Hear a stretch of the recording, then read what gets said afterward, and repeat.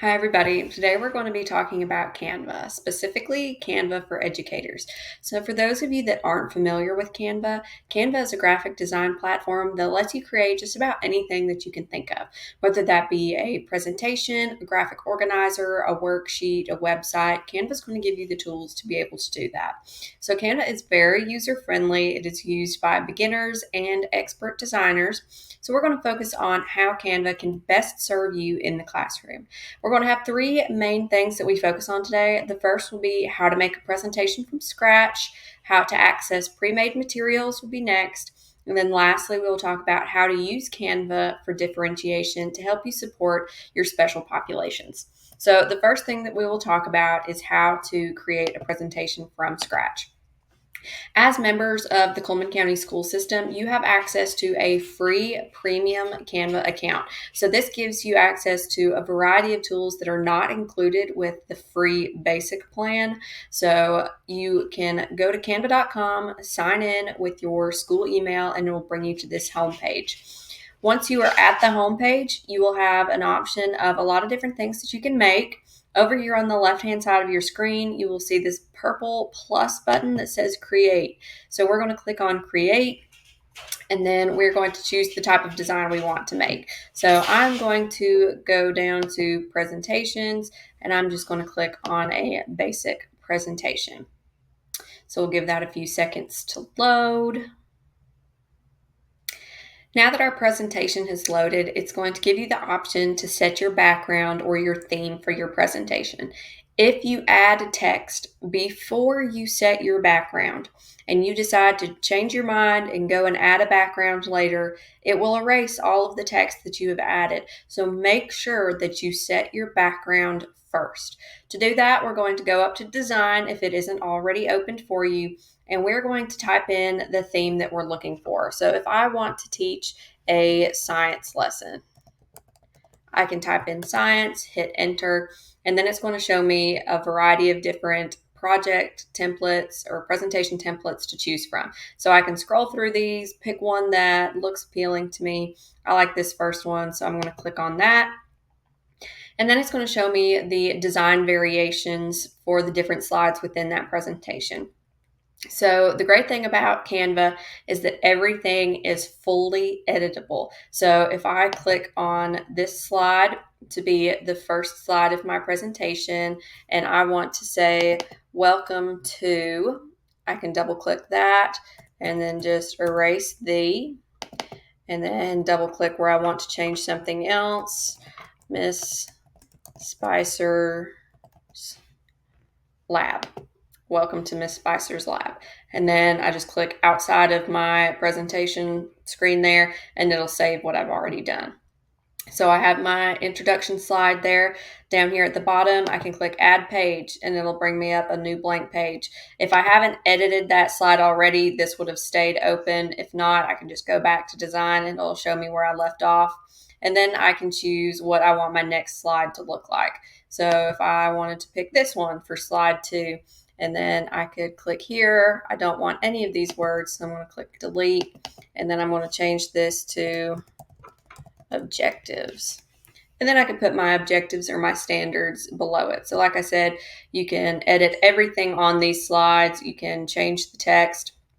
Up at the top of your screen, you have the same type of toolbar that you would on a Google Doc, Google Slide, Microsoft Docs, Microsoft PowerPoint, where it'll let you change your font, the size of your font, the colors, your orientation.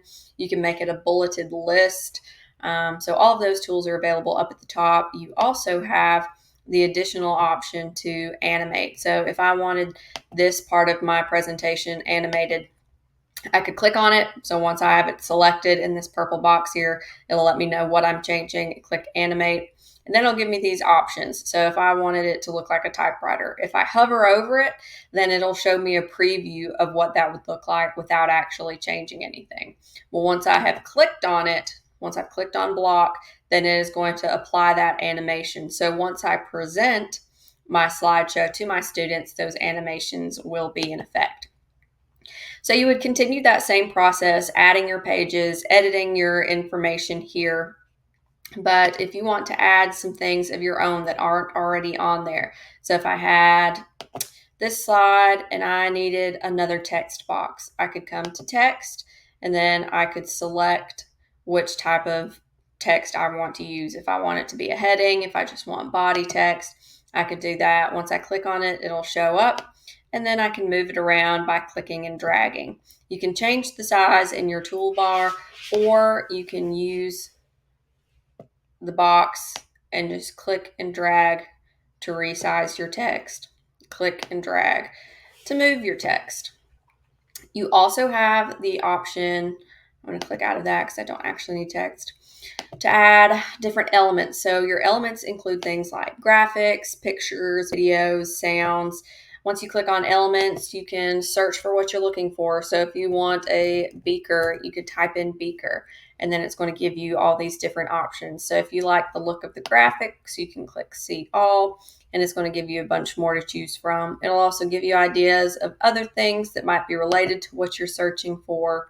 If you're not quite sure, you can just type in science and see what shows up. It will show you your graphics. You can go back to all to see what it suggests for photos or videos or audios that you can add to your presentation.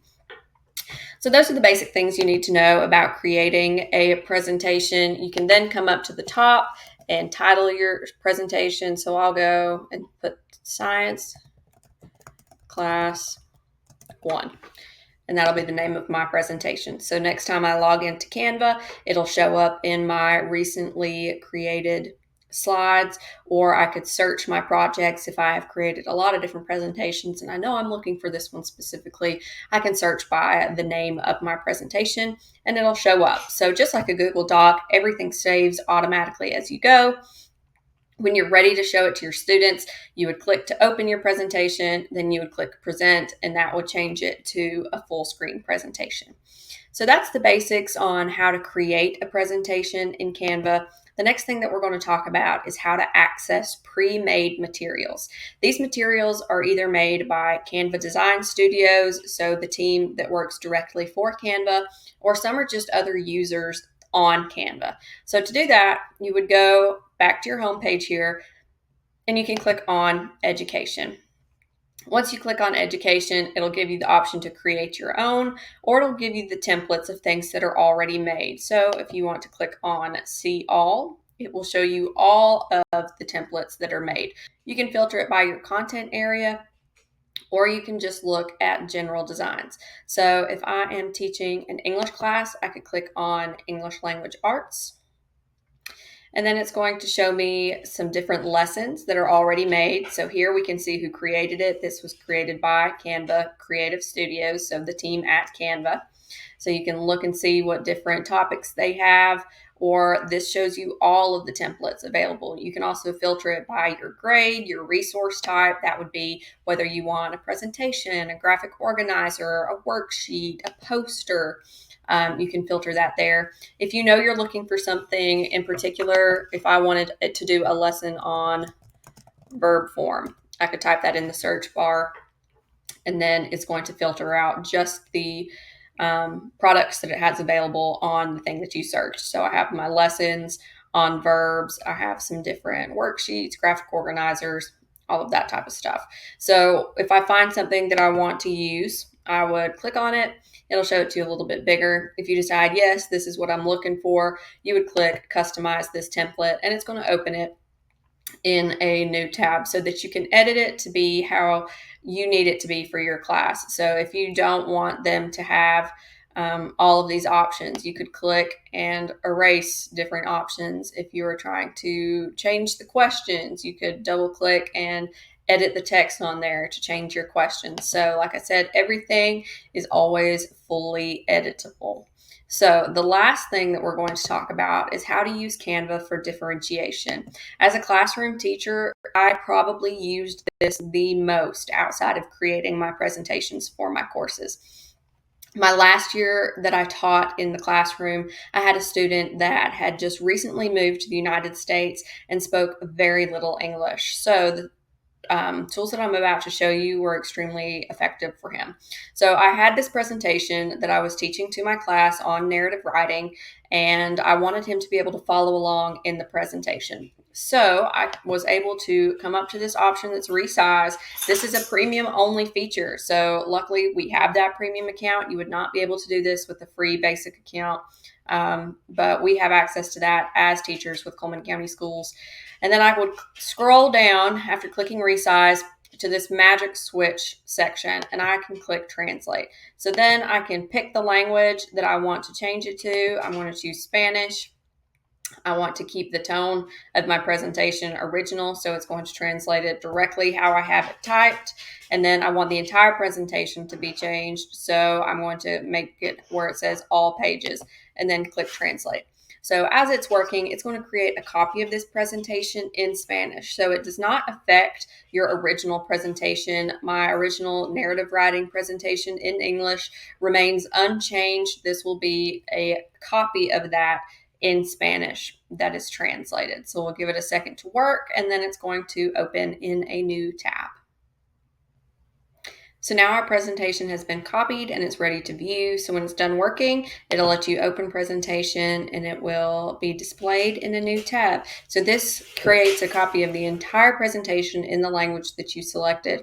So you would then be able to download it, upload it to Google Classroom, Schoology, whatever your LMS that you're using is, or print it to be a handout for your students to follow along or reference throughout your lesson as you are teaching.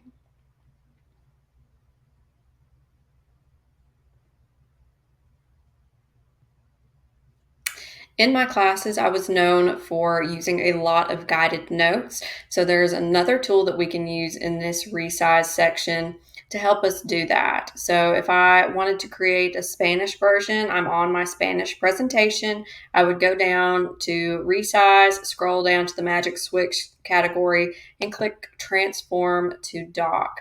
So it then gives you some options of things that you can transform it into, a summary or an outline.